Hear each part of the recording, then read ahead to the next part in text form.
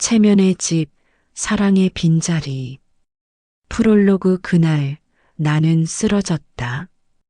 병원 복도는 소독약 냄새로 가득했다.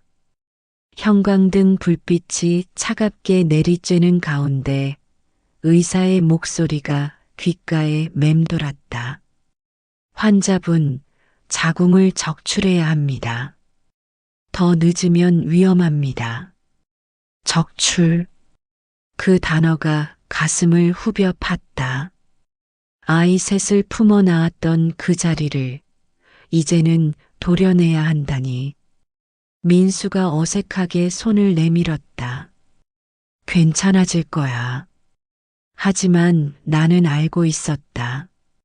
이건 몸의 문제만이 아니라는 걸. 10년 넘게 참아온 모든 게 한꺼번에 무너져 내리는 순간이라는 걸. 민수 씨, 나는 떨리는 목소리로 말했다. 우리 이제 그만합시다. 남편의 얼굴이 하얗게 굳었다. 어떻게 여기까지 왔을까? 사랑을 갈망했던 소녀는 어쩌다 자신의 목소리조차 잃어버린 여자가 되었을까? 이야기는 그보다 훨씬 전 새벽 안개가 마을을 덮던 그날부터 시작되었다. 제1부 사랑을 갈망한 소녀. 새벽 안개가 마을을 덮었다. 장독대 사이로 서리가 뿌옇게 앉아 있었고 닭 우는 소리가 멀리서 들려왔다. 정은은 작은 기침 소리에 눈을 떴다. 아직 어둠이 걷히지 않았지만 부엌으로 내려가야 했다.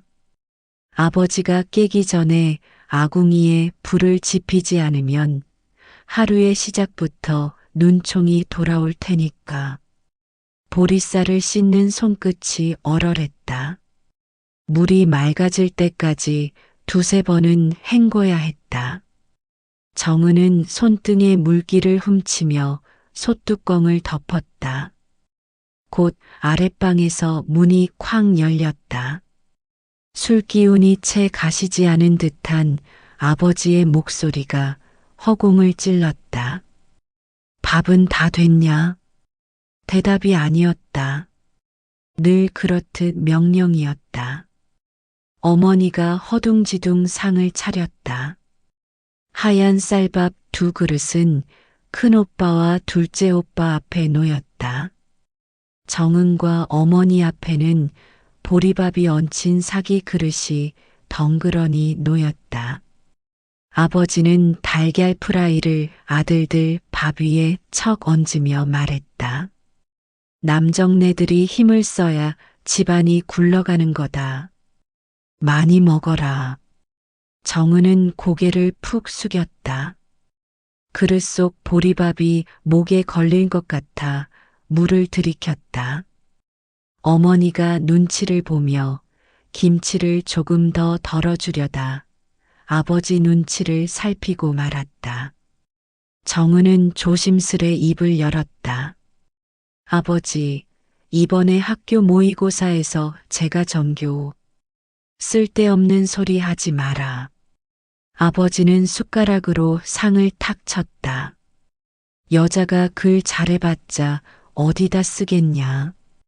시집이나 잘 가면 되는 거지. 큰오빠가 희죽 웃었다. 둘째 오빠는 숟가락만 만지작거렸다. 어머니는 반찬 그릇을 옮기며 허공을 멍하니 바라봤다.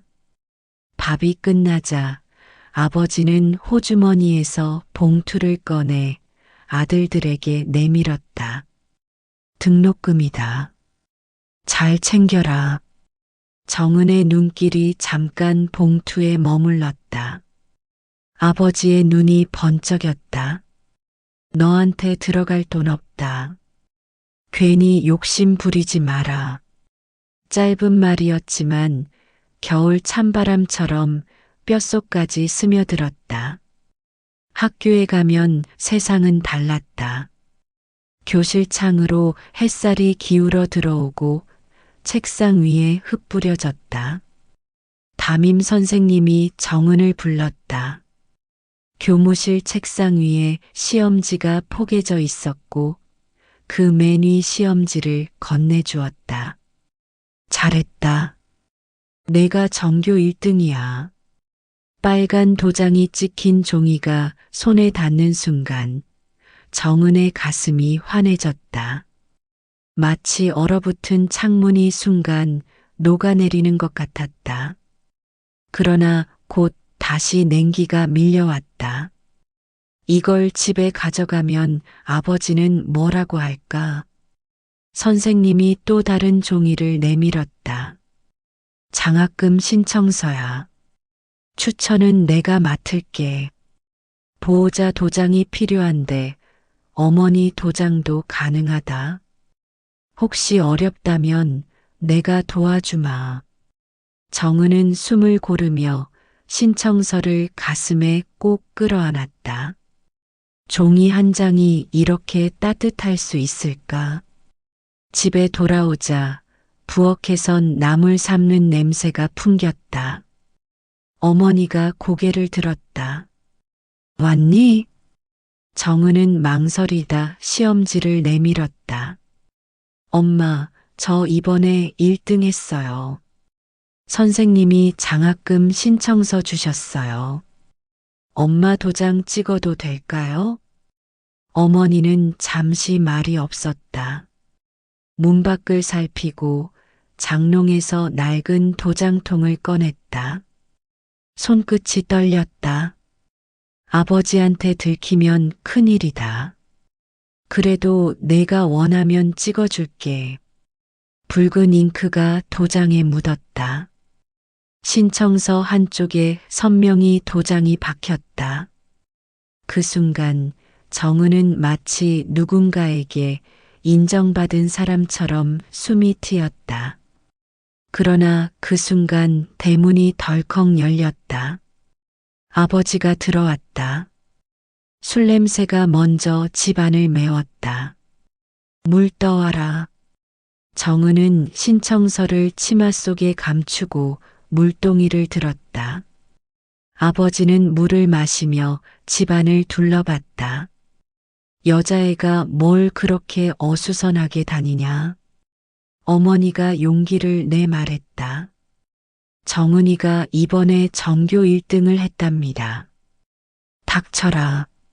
아버지는 상을 손바닥으로 쾅 내리쳤다. 여자가 공부해서 뭐 하겠냐? 집안일이나 잘 배워라. 정은은 조용히 물잔을 치웠다. 그 순간 공기 속에서 사랑이라는 단어가 얼마나 먼지 깨달았다. 밤마다 등잔불 앞에 앉아 정은은 책을 펼쳤다. 오빠들은 등잔 냄새 독하다. 시집이나 잘 가면 되지 뭘 그리 애쓰냐며 비웃었다. 정은은 대꾸하지 않았다. 다만 속으로 문장을 하나 새겼다. 사랑받지 못했어도 사랑받고 잘한 사람처럼 살고 싶다. 며칠 뒤 장학금 통지 봉투를 받았다. 숫자는 크지 않았지만 그 무게는 계절 몇 개를 덜어내는 듯했다. 정은은 집에 돌아와 어머니 손에 봉투를 쥐어주었다. 어머니 눈가가 붉어졌다. 그 순간 다시 대문이 덜컥 열렸다. 뭘 숨기냐? 아버지 목소리가 낮게 깔렸다. 장터 외상값 갚으려고 어머니는 짧게 대답했다. 아버지는 코웃음을 치며 방으로 들어갔다. 문이 쾅 닫히고 나서야 어머니가 정은 손을 꼭 잡았다. 잘했다. 우리 딸. 그 한마디가 가슴 깊은 곳에 파문처럼 번졌다. 정은은 늘 사람들의 말 사이에서 걸어야 했다. 예쁘다, 잘 시집 가겠다. 그런 말은 칭찬 같지만 마음을 찔렀다. 아무도 그녀의 글씨, 성적, 노력은 보지 않았다. 얼굴만 이야기했다. 그러던 어느 날 마을 어귀에서 민수를 만났다. 큰 집 장남, 마을 사람 모두가 부러워하는 집안의 아들이었다. 그는 잠시 멈춰 정은을 향해 고개를 끄덕였다. 안녕하세요. 짧은 인사였다. 그러나 정은은 그 말 속에서 낯선 따뜻함을 느꼈다. 마치 자신이 투명한 존재가 아니라 이름을 가진 사람으로 불린 것 같은 느낌이었다. 밤 다락방 등잔불 앞에서 정은은 작은 목소리로 기도하듯 중얼거렸다. 나는 사랑을 갈망했고 사랑을 닮은 사람이 되고 싶다. 사랑받지 못한 아이도 언젠가는 사랑받고 자란 사람처럼 웃을 수 있기를. 등잔불이 마지막으로 흔들리고 꺼지자 창밖의 별빛이 방 안으로 흘러들었다. 정은은 그 빛을 따라 눈을 감았다. 아직은 춥고 메마른 삶이었지만 언젠가 따뜻한 손길이 자신에게 닿을 수 있으리라는 희망을 품으며 그렇게 하루를 마무리했다. 제2부 연애의 달콤함, 혼례의 냉혹함. 봄은 언제나 사람 말을 잘 들었다. 약속한 듯이 매화는 먼저 피고 그 뒤를 산버지 받았다. 연애 내내 민수는 그런 봄 같았다. 비가 오면 우산을 내밀었고 장터에서 짐이 무거워 보이면 말없이 반을 들어주었다. 말은 많지 않지만 필요한 때에 꼭 필요한 한마디를 건네는 사람이었다. 젖은 손은 금방 아픕니다. 따뜻한 물에 헹구세요. 그따위 평범한 말 한 줄이 정은에게는 문턱 하나를 넘게 해주는 도깨비 방망이였다. 빗속을 건너 다방 유리문을 밀고 들어서던 날 민수는 목을 살짝 숙이며 말했다. 사람 적을 때 불렀어요. 여기선 편히 앉아도 됩니다. 은성다방은 유행가가 느릿하게 돌아가는 곳이었다. 밀크커피가 달았다.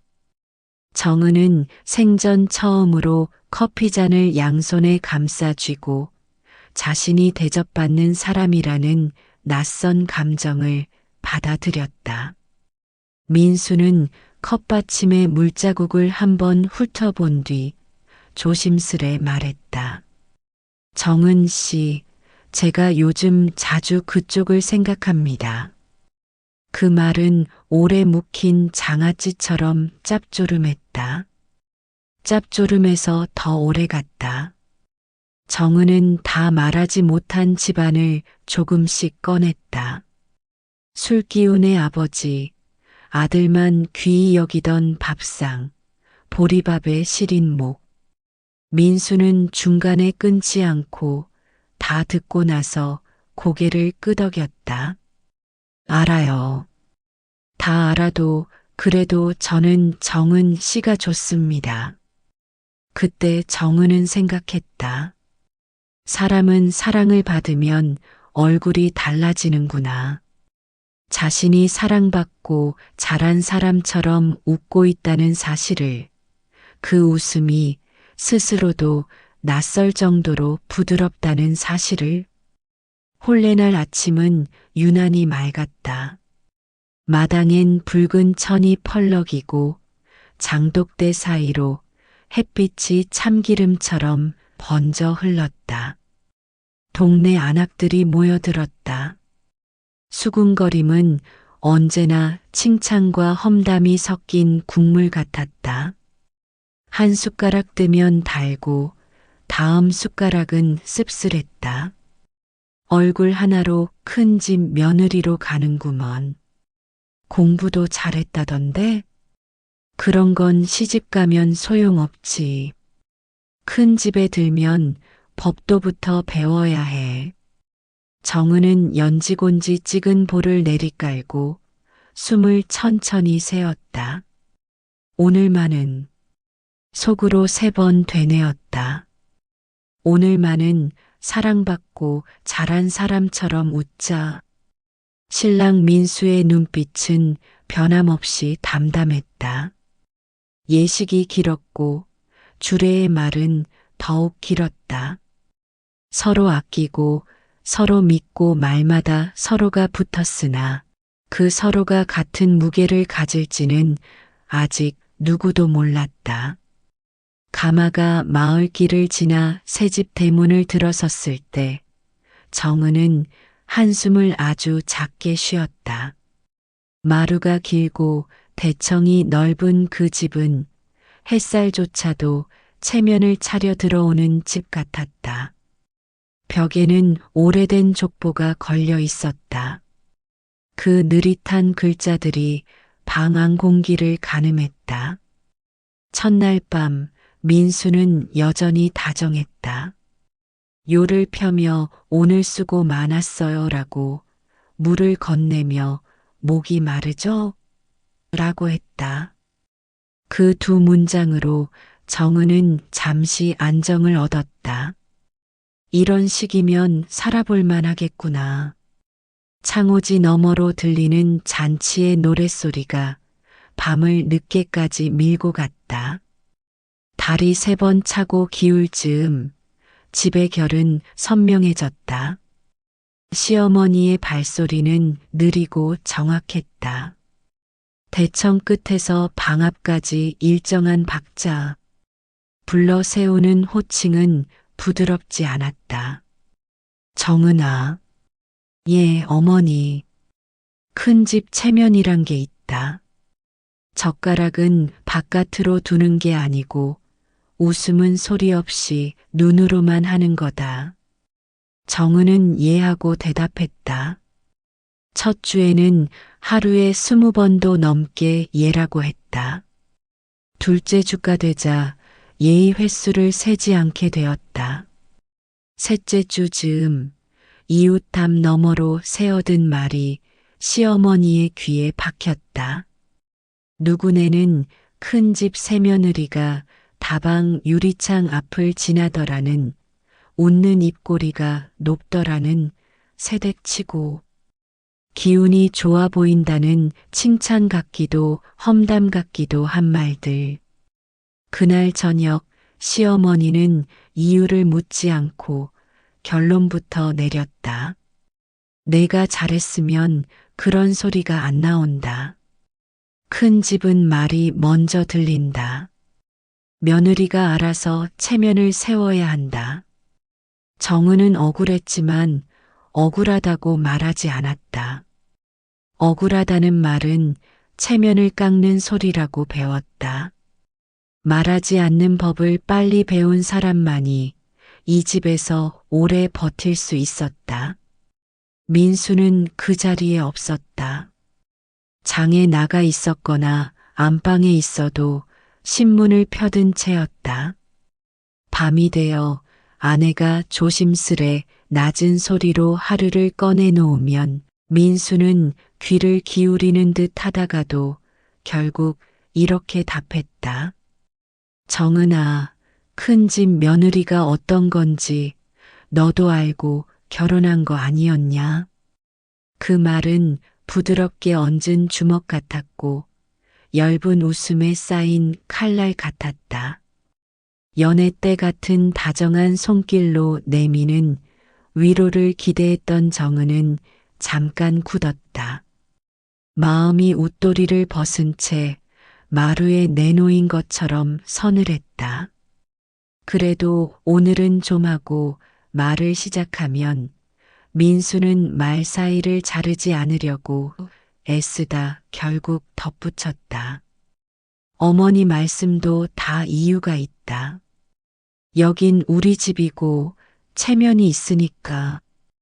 그리하여 정은은 문턱 하나를 더 배웠다. 남편은 내 마음을 들어줄 사람이 아니라 집안의 말들을 나보다 잘 아는 사람이라는 것을. 제3부 체면과 질투. 어느 날 시어머니는 정은을 부엌 뒤편으로 불러냈다. 바람이 장독대 뚜껑들을 순서대로 건드려 소리를 냈다. 정은아, 예. 네가 힘든 거 민수한테 다 말하지 마라. 정은은 잠깐 눈을 들었다.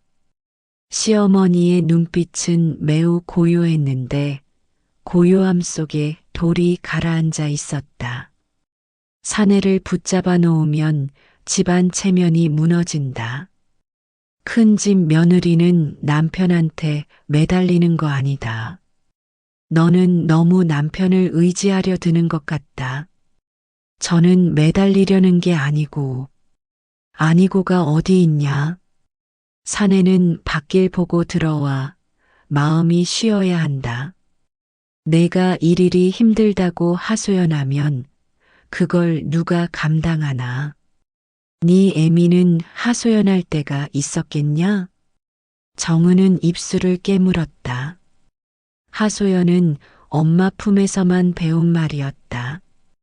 그 말을 배운 지 오래, 사용할 줄 모른 지는 더 오래였다.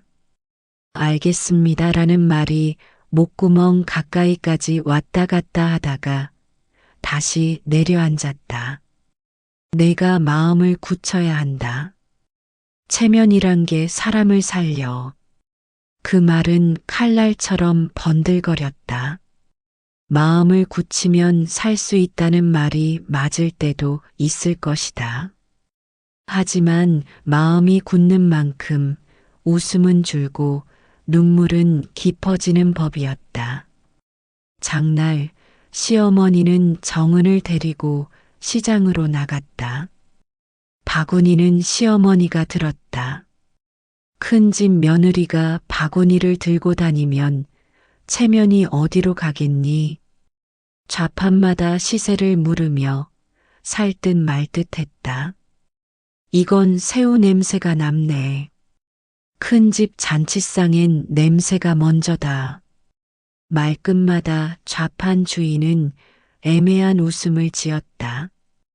돌아오는 길 시어머니는 장터에서 들은 사람들 말을 슬쩍 꺼냈다. 오늘 누가 그러더라. 큰 집 며느리 손이 고와서 설거지 하겠냐고. 정은의 손등엔 자잘한 상처가 많았다. 엊그제 기름이 튀어 생긴 점, 어제 칼끝이 살짝 스친 자국. 그럼에도 정은은 손을 숨겼다. 시어머니는 말을 이었다.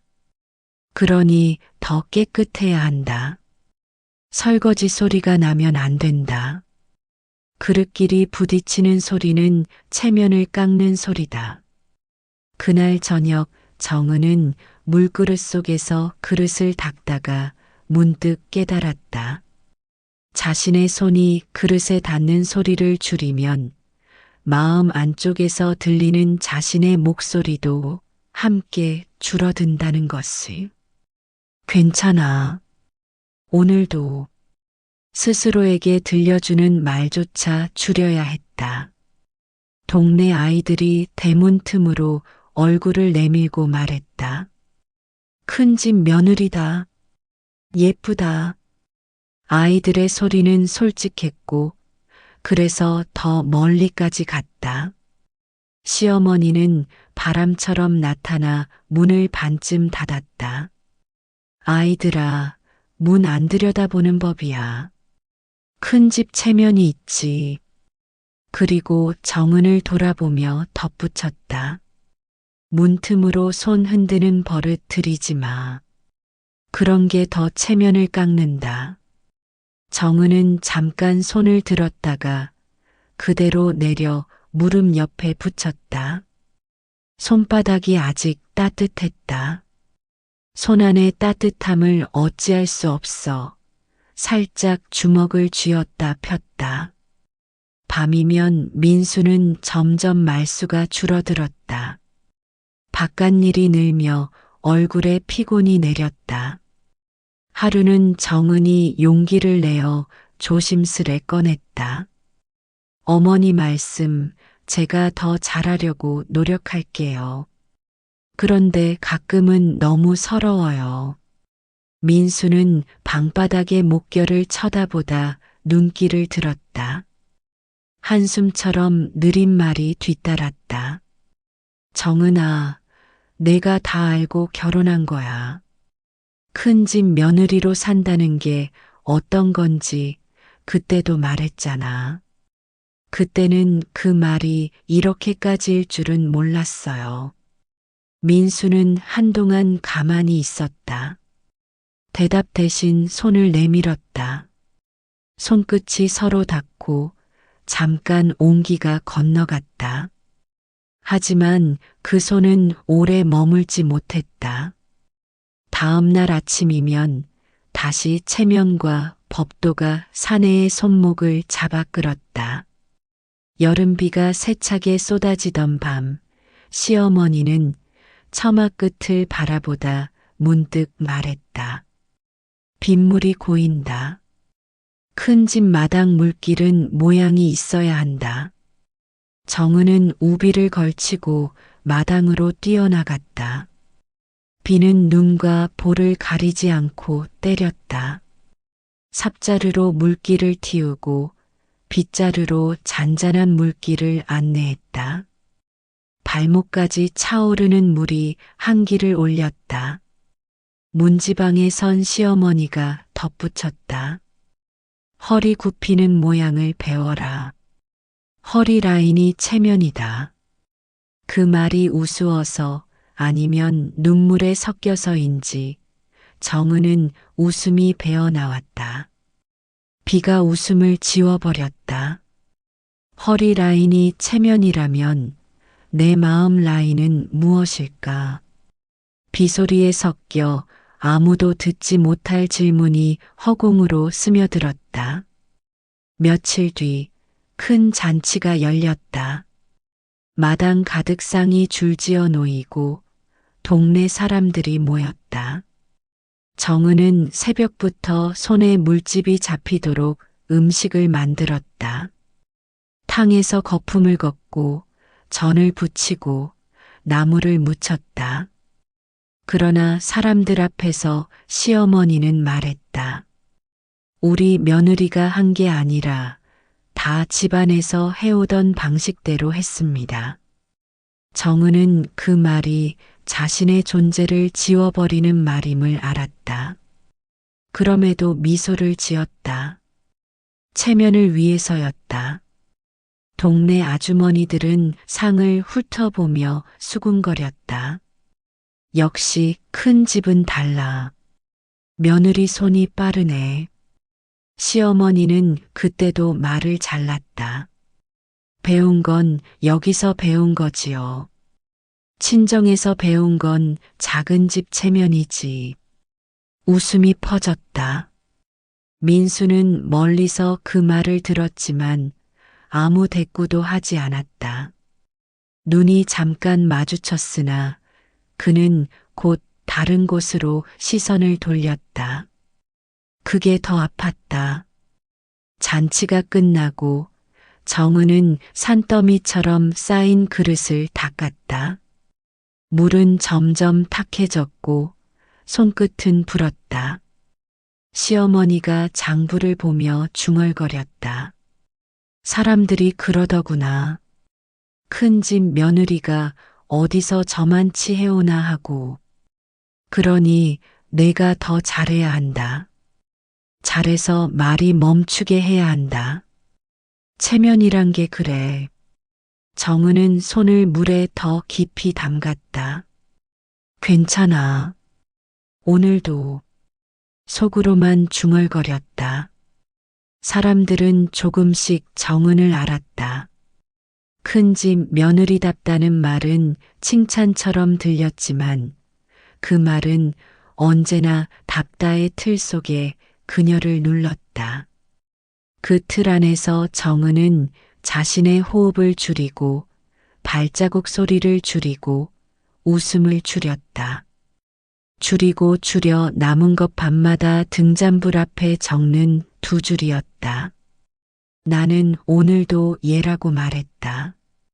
나는 오늘도 하소연을 삼켰다. 그 아래 거의 보이지 않을 만큼 작게 적었다. 그래도 나는 오늘도 배웠다. 사랑받지 못해도 사랑을 닮아 사는 법을. 그 문장들은 자주 지워지고 또 적혔다. 지우개가 없으니 손바닥으로 살짝 문지르고 다시 눌러 썼다. 잉크가 배어든 자리에 작은 얼룩이 남았다. 얼룩은 실수의 증거가 아니라 버틴 날들의 흔적이었다. 삼복더위가 기승을 부리던 어느 날 동네 어귀에서 아주머니 둘이 마주서서 수군거렸다. 큰 집 며느리 애기 가졌대. 아들이면 시어머니도 풀리지 않겠어? 그 말이 바람에 실려 대문 안으로 들어왔다. 시어머니는 그 소리를 들었다는 듯 당연한 목소리로 말했다. 아들이면 다행이지. 딸이면 너는 더 바빠진다. 정은은 놀라지 않았다. 이미 마음의 여지를 두는 법을 배웠다. 혹여 아들을 낳아도 칭찬은 아버지 집안의 핏줄에게로 갈 것이다. 자신에게 돌아올 몫은 적을 것이다. 그런 생각이 벌써 마음 한쪽에 눌러 앉아 있었다. 그래도 아이는 아이였다. 몸 안에 작은 심장이 함께 뛴다고 생각하면 이 모든 굳은 말들 사이에서도 부드러운 것이 생겨났다. 밤에 뒤척이다가 손을 배 위에 올려놓으면 어디선가 아주 미세한 파동이 느껴지는 것 같았다. 그때만은 체면도 집안도 잊고 그저 엄마가 되었다. 혼례의 달콤함은 오래가지 않았다. 그러나 그 달콤함이 거짓은 아니었다. 참이 금방 사라진다고 해서 거짓이 되는 건 아니다. 다만 참이 얇았을 뿐. 참 위에 체면과 법도와 너도 알고 결혼했다는 말이 겹겹이 얹혔을 뿐. 겹겹이 얹힌 무게 속에서 정은은 자신이 누구였는지 잊지 않으려 애썼다. 사랑받지 못한 아이도 사랑을 닮아 살겠다고 다짐하던 그 소녀의 문장을 하루에 한 번은 꼭 떠올렸다. 밤이 깊으면 민수의 숨소리가 균일해졌다. 그 소리가 위로일 때도 있었고 외로움의 증거일 때도 있었다. 창호지 뒤로 벌레가 스쳤다. 여름은 벌레와 함께 왔다가 어느 날 갑자기 떠날 것이다. 계절이 바뀌면 마음도 바뀌기를, 바람이 방향을 트는 날이 오기를 정은은 조용히 기도했다. 그 기도는 누구에게 닿는지 몰랐다. 그러나 기도란 원래 그런 것 닿든 말든 하루를 버티는 호흡 같은 것. 새벽에 첫 닭이 울었다. 정은은 몸을 일으켰다. 오늘도 마루를 쓸고 대청을 닦고 젓가락을 맞추고 웃음을 눈으로만 지을 것이다. 그리고 밤이 되면 등잔불 앞에서 작은 글씨로 또 적을 것이다. 나는 오늘도 살았다. 내 마음의 라인을 아무에게도 빼앗기지 않았다. 제사부 아들을 낳아도 달라지지 않는 현실. 1. 첫 아들의 울음. 첫 아이를 낳은 날 집안은 소란스러웠다. 아기를 씻기며 울음소리가 마당을 가득 메웠다. 정은은 온몸이 산산이 부서진 듯한 통증 속에서도 그 작은 울음을 들으며 살아있다는 기적을 느꼈다. 내 아기야, 내가 지켜줄게. 그런데 시어머니의 첫마디는 냉랭했다. 아들이라서 다행이지. 딸이었으면 어디 체면이 섰겠니? 정은은 힘겹게 눈을 떴다. 땀과 눈물이 뒤섞인 얼굴 위로 그 말이 돌덩이처럼 내려앉았다. 기쁨은 누군가에게 빼앗긴 듯 흔적조차 남지 않았다. 이 시어머니의 인정 없는 말. 산후조리를 하는 내내 시어머니는 칭찬 한마디를 아꼈다. 애 낳는 건 다들 하는 거다. 너만 했니? 그저 우리 집 대가 끊기지 않아서 다행이지. 정은은 얇은 이불을 덮고 누운 채 아이를 품에 안았다. 아기의 체온은 뜨겁고도 고요했지만 시어머니의 말은 그 온기를 얼려버렸다. 민수는 한두 번 아이를 안아보다 곧 신문을 들거나 밖으로 나갔다. 정은이 힘겹게 말했다. 민수 씨, 나 오늘은 너무 힘들어 나가지 말아줘요. 옆에 좀 있어줘요. 민수는 미간을 찌푸리며 신발을 깨었다. 친구들이 기다린다. 나도 사람 만나야지. 내가 다 알고 결혼한 거 아니냐. 큰 집 며느리란 게 어떤 건지 몰랐니? 문이 닫히는 소리와 함께 정은은 아이와 단둘이 남겨졌다. 아이의 숨소리가 방 안을 채웠지만 그 숨소리마저 정은의 외로움을 덜어주지 못했다. 나 혼자구나. 3. 둘째, 셋째의 출산. 몇 해 뒤 둘째를, 또 시간이 지나 셋째 아들을 낳았다. 동네 사람들은 큰 집에 아들 셋이 낳았다며 부러움 섞인 소리를 내뱉었다.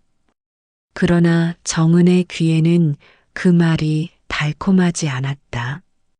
시어머니는 늘 같은 말을 반복했다. 아들들은 다 우리 집 핏줄이지. 내가 잘나서 낳은 게 아니다. 내가 힘들다고 얼굴 찡그리지 마라. 체면이란 게 있다. 아들 셋을 품에 안았지만 정은은 여전히 인정받지 못했다. 몸은 지쳐갔고 마음은 더욱 메말라갔다. 4. 내면의 균열. 정은은 하루에도 몇 번씩 웃음을 눈에만 걸치고 입은 다물었다. 밤이면 남편이 곁에 있어 달라 부탁하고 싶었지만 늘 목구멍에서 그 말이 막혔다. 민수에게 말하지 마라. 사내는 쉬어야 한다. 시어머니가 수없이 반복한 말이 귓가를 맴돌았다. 어느 날 밤 민수가 술에 취해 늦게 들어왔다. 민수 씨, 오늘은 그냥 집에 있었으면 좋았을 텐데. 너무 의지하려 하지 마라. 사내는 바깥일도 있고 친구도 있어야 한다. 내가 힘들다고 매번 붙잡으면 내가 답답하다. 그 말에 정은의 가슴은 무너져 내렸다. 나는 민수에게조차 짐이구나. 상징적 장면. 아이들이 잠든 밤, 정은은 작은 등잔불 아래 앉아 노트에 글을 남겼다. 나는 오늘도 얘라고 대답했다. 나는 오늘도 웃음을 눈에만 담았다. 나는 오늘도 하소연을 삼켰다. 글씨가 점점 삐뚤어졌다. 눈물이 잉크를 번지게 했다. 나는 사랑받지 못해도 괜찮다고 믿으려 했다. 그런데 요즘은 내가 사랑받을 자격조차 없는 건 아닌가 두렵다. 6. 점점 허물어지는 마음. 아이들이 뛰노는 웃음소리 속에서도 정은은 홀로였다. 아이들의 웃음이 곧 체면의 도구가 되었다. 큰 집에 아들 셋이 있다는 말이 돌아다닐 때마다 그녀는 자신이 투명해지는 기분을 느꼈다. 한때 사랑받지 못해도 사랑을 닮아 살자던 다짐은 점점 흐릿해졌다. 대신 속으로 이런 문장이 자주 떠올랐다. 나는 누구에게도 필요 없는 사람일지도 모른다. 7. 마무리. 계절이 3번 바뀌고 아이들이 제법 자라 뛰어다닐 무렵에도 정은의 표정은 점점 더 무표정해졌다. 민수는 아이들 웃음 뒤에 가려진 아내의 얼굴을 제대로 보려 하지 않았다. 시어머니는 여전히 체면만을 말했고 동네 사람들의 수군거림은 끊이지 않았다. 밤마다 아이들을 안고 정은은 속삭였다. 엄마가 지켜줄게. 엄마는 괜찮아. 그러나 아이들이 잠든 뒤 그녀의 눈빛은 비어 있었다. 버티려는 힘마저 서서히 쓰러져가고 있었다. 제오부 병든 몸, 부서진 마음. 1. 이상한 피. 봄볕이 드는 어느 날 정은은 빨래를 헹구다 갑자기 다리에 힘이 빠져 주저앉았다. 치마폭이 젖어드는 걸 보고 손끝이 굳어졌다. 피? 처음엔 대수롭지 않게 넘겼다. 사누라서 몸이 허해서 그렇겠지. 그러나 며칠 뒤에도 붉은 얼룩은 멈추지 않았다. 밤마다 속이 쓰린 듯 쥐어짜는 통증이 왔다. 허리도 저려왔다. 정은은 아이들 이불을 덮어주다 몰래 방 구석에 웅크렸다. 나 왜 이러지? 이 시어머니의 차가운 말. 어느 날 아랫배를 움켜쥔 정은이 마루 기둥에 기대 앉아 있자 시어머니가 불쑥 말했다. 또 어디 아픈 척이냐? 큰 집 며느리가 허약하면 체면이 서겠니? 피 좀 본다고 다 쓰러지나? 정은은 입술을 깨물며 대답했다. 그게 아니고 요즘은 너무 심해서 여자는 피 보면서 사는 거다. 괜히 호들갑 떨지 말고 애들이나 잘 돌봐라. 정은의 입안에 맴돌던 단어들이 다 가라앉았다. 호들갑, 체면. 결국 그녀는 말 대신 고개만 끄덕였다. 3. 남편의 무심함. 밤 민수가 들어왔다. 정은은 용기를 내 속삭였다. 민수 씨, 오늘은 나가지 말고 곁에 있어줘요. 저 너무 불안해요.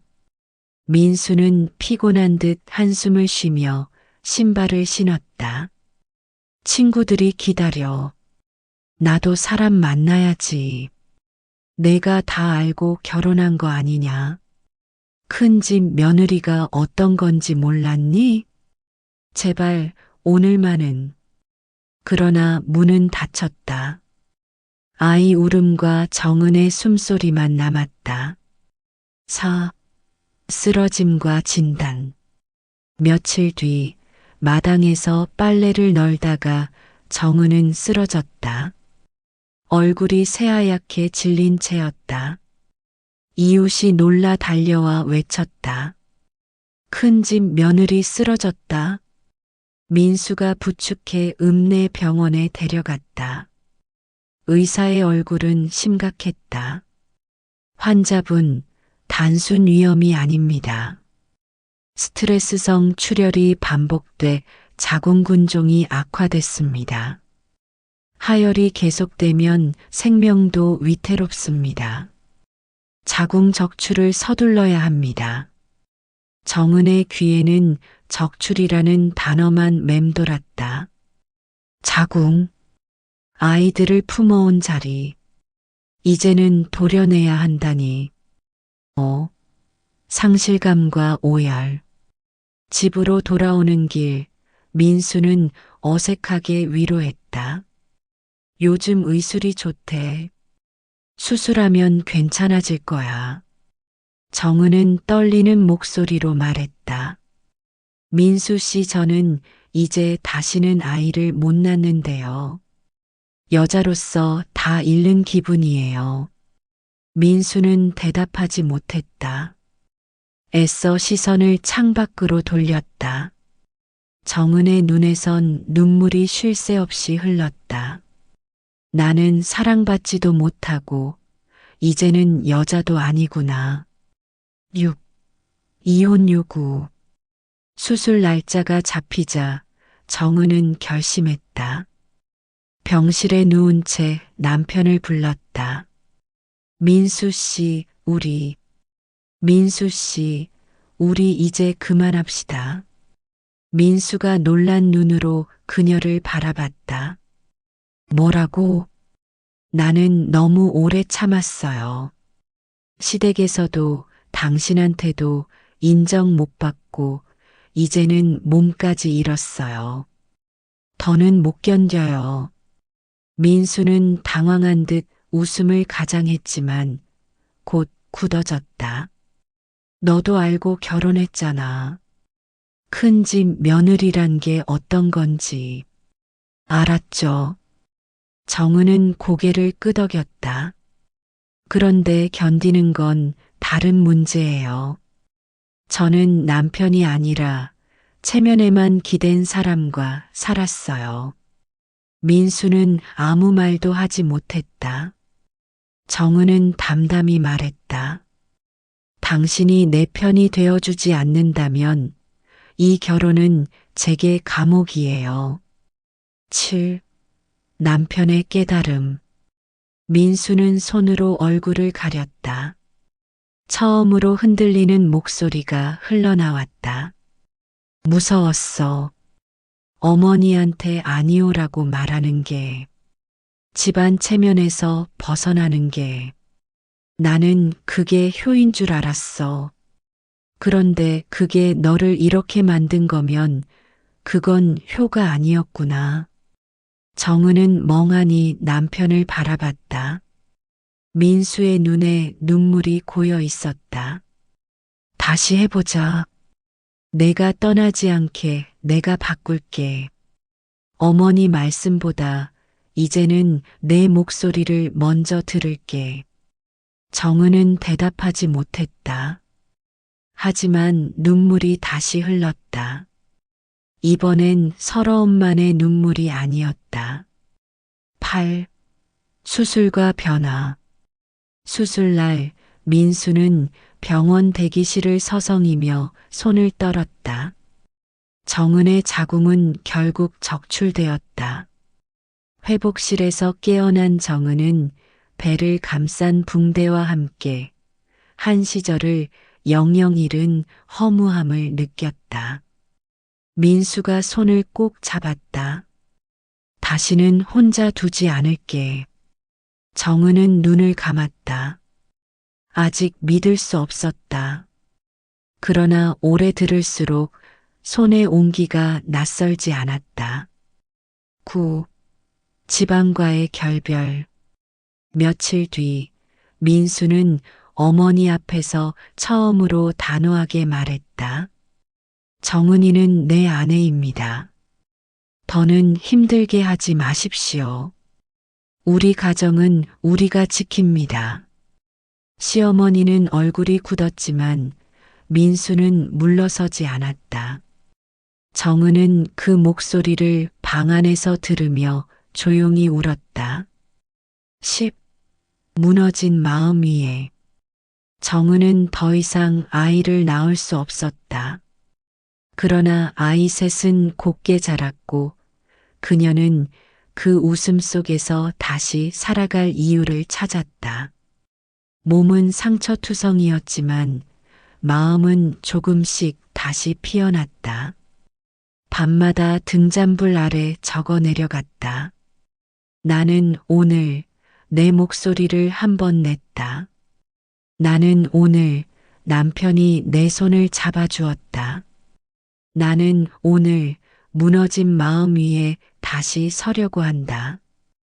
제육부 뒤늦게 찾아온 화해와 평온. 1. 긴 회복의 길. 수술 이후 정은의 몸은 오랫동안 쇠약했다. 배를 감싼 붕대가 풀린 지 한참이 지났어도 허리와 골반은 늘 무겁게 가라앉았다. 의사는 회복이 빠르다고 했지만 정은은 안다. 몸의 상처는 언젠가 옅어지겠지만 마음의 상처는 그보다 오래, 어쩌면 영영 아물지 않을 수 있다는 걸. 밤마다 이마에 식은 땀이 배어 나올 때면 정은은 두 손으로 이불을 꼭 움켜쥐었다. 나는 이제 여자가 아니야. 아이들을 더 낳을 수도 없고 내 몸은 비워졌어. 속에서 자꾸 목소리가 올라왔다. 그럴 때마다 아이들의 자는 얼굴을 보았다. 막내의 작은 손가락, 둘째의 깊은 숨소리, 첫째의 이마 위에 땀이 송골송골 맺힌 모습. 그 모든 게 정은을 붙들어 주었다. 괜찮아, 엄마는 괜찮아. 아무도 듣지 않는 속삭임. 그러나 그것이 그녀의 하루를 이어주었다. 이 달라진 민수. 민수는 달라지려 애썼다. 예전처럼 저녁이면 곧장 나가지 않았다. 친구들의 모임을 거절하는 날이 늘었고 아이들 방에 들어가 이불을 덮어주곤 했다. 처음엔 서툴렀다. 아이들에게 책을 읽어주다가 중간에 꾸벅꾸벅 졸았고 부엌에 들어와 설거지를 돕겠다며 그릇을 깨뜨리기도 했다. 정은은 그 모습을 보며 씁쓸한 웃음을 지었다. 이 사람에게 이런 모습을 보게 될 줄은 몰랐지. 어느 날 저녁 민수가 조심스레 물었다. 정은아, 내 손 좀 잡아줄래? 정은은 잠시 망설이다가 손을 내밀었다. 예전 같으면 잠깐 잡고 이내 놓았겠지만 이번에는 오래 잡고 있었다. 손끝에서 말로는 다 못 전할 마음이 흐르는 듯했다. 3. 시어머니와의 단절. 그러나 시어머니는 여전히 달라지지 않았다. 사내가 부엌에 서는 꼴을 내가 다 보네. 체면은 어디다 팔았니? 민수는 이번에는 물러서지 않았다. 어머니, 체면보다 사람이 먼저입니다. 정은이 더는 힘들게 하지 마십시오. 시어머니의 얼굴이 굳었다. 내가 그러고도 효자냐? 효자가 아니라 남편으로 살겠습니다. 그 말에 방 안에 있던 정은은 무릎이 풀려 바닥에 주저앉았다. 너무 오래 기다린 한마디였다. 그날 이후 민수는 시어머니와 거리를 두었다. 명절에도 오래 머물지 않았고 아이들을 핑계로 방문을 줄였다. 동네 사람들은 수군거렸지만 민수는 개의치 않았다. 우리 집은 이제 우리가 지킵니다. 짧지만 단호한 말이었다. 4. 아이들의 성장. 새 아들은 제각기 자라났다. 첫째는 성실했고 둘째는 눈치가 빠르고 따뜻했으며 막내는 유난히 엄마를 잘 따랐다. 정은은 아픈 몸을 안고도 아이들 곁을 지켰다. 책을 읽어주고 도시락을 싸고 밤마다 기도를 했다. 너희는 서로 아끼며 살아야 한다. 엄마는 그것만 바라. 새 아들은 자라며 제각기 좋은 길을 걸었다. 첫째가 대학에 합격했을 때 정은은 눈물이 나서 밤새 잠을 이루지 못했다. 내가 이렇게 살아있는 게 다행이구나. 둘째가 첫 월급으로 작은 선물을 내밀었을 때 정은은 그 상자보다 아이의 손길이 더 고마웠다. 엄마, 조금만 더 버텨주세요. 우리가 엄마 힘이 될게요. 잃은 것과 얻은 것. 정은은 더 이상 아이를 낳을 수 없다는 사실이 여전히 마음 깊은 곳에 무겁게 자리했다. 그러나 그 상실을 대신해 얻은 것도 있었다. 남편의 늦은 각성, 아이들의 효심, 그리고 자신이 끝내 꺾이지 않고 살아냈다는 자부심. 밤마다 등잔불 아래 그녀는 작은 글씨로 적었다. 나는 오늘도 살았다. 나는 오늘 내 목소리를 냈다. 나는 오늘 사랑을 지켜냈다. 글씨는 예전보다 곧았다. 눈물 자국도 적어졌다. 6. 말년의 평온. 세월이 흘러 아이들이 각자 가정을 이루었다. 며느리들이 들어와 웃음소리가 끊이지 않았고 손주들이 마당을 뛰어다녔다. 정은은 흰머리가 늘고 손마디가 굵어졌지만 마음만은 한결 가벼웠다. 손주가 품에 안겨 제잘거릴 때면 정은은 생각했다. 나는 사랑받지 못한 세월을 오래 살았지만 끝내 사랑을 만들었구나. 민수는 옆에서 조용히 말했다. 정은아, 고맙다. 나 같은 사람 곁에서 버텨줘서. 정은은 고개를 저었다. 고맙다는 말은 이제 그만해요. 그냥 오늘처럼만 있어줘요. 민수는 고개를 끄덕이며 그녀의 손을 잡았다. 그 손은 늦게서야 따뜻해졌지만 이제는 오래 머물렀다. 7. 마지막 문장. 정은은 말년에도 노트를 곁에 두었다. 어느 날 마지막으로 이렇게 적었다. 나는 사랑받지 못한 여인이라 생각했지만 끝내 사랑을 지켜낸 아내이자 어머니였다. 창밖에서 손주들의 웃음소리가 들려왔다. 정은은 눈을 감으며 미소 지었다. 긴 세월의 서름과 상처가 있었지만 결국 삶은 작은 사랑들로 이어져 있었다. 그렇게 그녀는 뒤늦게 찾아온 화해와 평온 속에서 비로소 자신이 지켜온 삶의 의미를 온전히 받아들일 수 있었다. 에필로그 봄날의 약속. 정은이 이른을 넘긴 어느 봄날이었다. 마당 한쪽에 매화나무가 피어나고 그 아래 손주들이 뛰놀았다. 민수는 마루에 앉아 신문을 읽다 말고 아내의 뒷모습을 바라봤다.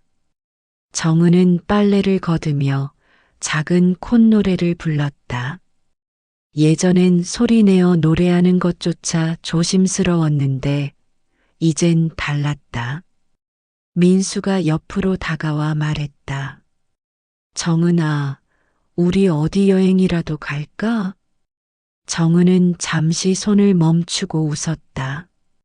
여행이요? 우린 이제 늙었는데. 늙어도 가는 거지.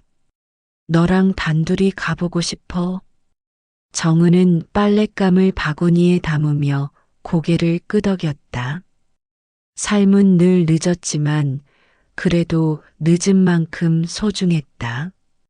저녁 무렵 첫째 아들이 찾아왔다. 손에는 작은 꽃다발을 들고 있었다. 엄마, 이거 드려요. 그냥 감사해서요. 정은은 꽃을 받아들고 한참을 말없이 바라봤다. 눈시울이 뜨거워졌다. 고맙다, 아가. 엄마가 견뎌주셔서 우리가 있는 거예요. 그거 알아요. 정은은 아들의 손을 꼭 잡았다. 그 손길이 따뜻했다.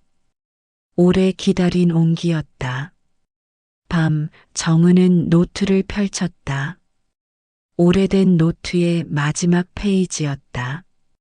떨리는 손으로 마지막 문장을 적었다. 나는 사랑받지 못한 채 시작했지만 사랑을 지키며 끝을 맺는다. 그것으로 충분하다. 펜을 내려놓고 창밖을 바라봤다. 달빛이 마당을 은은하게 비췄다. 민수가 옆에서 잠든 숨소리가 들렸다. 그 소리가 이젠 외롭지 않았다. 정은은 눈을 감았다. 긴 겨울을 견뎌낸 나무에도 봄은 온다. 늦더라도 반드시 온다. 그녀의 삶이 그랬다.